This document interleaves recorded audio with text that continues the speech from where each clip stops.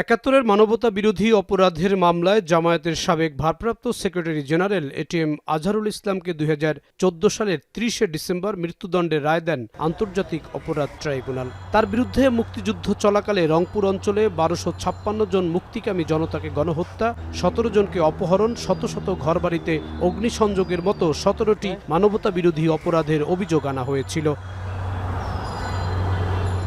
ট্রাইব্যুনালের রায়ের বিরুদ্ধে আপিল করেন এটিএম আজহার।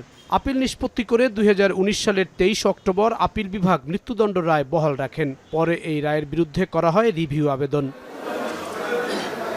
মঙ্গলবার প্রধান বিচারপতি সৈয়দ রেফাত আহমেদের নেতৃত্বে 7 বিচারপতির পূর্ণাঙ্গ আপিল বেঞ্চে এই শুনানি হয়। এটিএম আজহারুল ইসলামের পক্ষে শুনানি করেন আইনজীবী শিশির মনির। তিনি 4টি আইনি যুক্তিতে জামায়াত নেতার শাস্তি থেকে খালাস চান। এটিএম আজহারুল ইসলামের মৃত্যুদণ্ড আন্তর্জাতিক আইন মেনে হয়নি। রায়টি রাজনৈতিক উদ্দেশ্য প্রণোদিত, মামলার প্রমাণ সাক্ষ্য সবই ছিল দুর্বল ও সাজানো।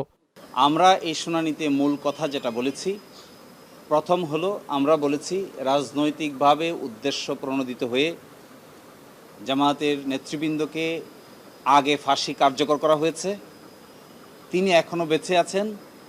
তার ফাঁসি কার্যকর করার জন্য যে রায় দেওয়া হয়েছিল, এটিও ছিল রাজনৈতিক বিবেচনায় তাকে টার্গেট করা হয়েছিল। শিশির মনির যুক্তিতর্কে তুলে ধরেন, জামায়াত নেতা কাদের মোল্লার ফাঁসির রায় কার্যকর করা হয় সংক্ষিপ্ত রায়ের ভিত্তিতে, যা উপমহাদেশের বিচারিক ইতিহাসের ব্যতিক্রম ঘটনা। তাড়াহুড়ো করে এই জামায়াত নেতার ফাঁসি কার্যকরের অভিযোগ করেন তিনি। জনাব কাদের মোল্লাকে শর্ট অর্ডারের মাধ্যমে যেভাবে মৃত্যুদণ্ড কার্যকর করা হয়েছে, এই কার্যকর মৃত্যুদণ্ডের প্রসেস এই ভারতীয় উপমহাদেশের 400 বছরের ইতিহাসে এই ধরনের কোনো ঘটনা কোনোদিন ঘটে নাই। যেহেতু 14 সালের 5ই জানুয়ারি নির্বাচন হওয়ার কথা ছিল, তাই রাজনৈতিক প্রতিপক্ষকে ঘায়াল করার জন্যই তড়িঘড়ি করে শর্ট অর্ডার দিয়ে একটি মৃত্যুদণ্ড কার্যকর করা হয়েছে।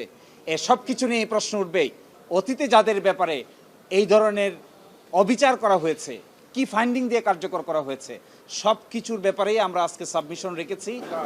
জামায়াতের শীর্ষ নেতা এটিএম আজহারের শুনানিতে আদালতে উপস্থিত ছিলেন সেক্রেটারি জেনারেল মিয়া গোলাম পরোয়ার, ঢাকা দক্ষিণ জামায়াতের আমির নুরুল ইসলাম বুলবুল সহ কেন্দ্রীয় নেতৃবৃন্দ।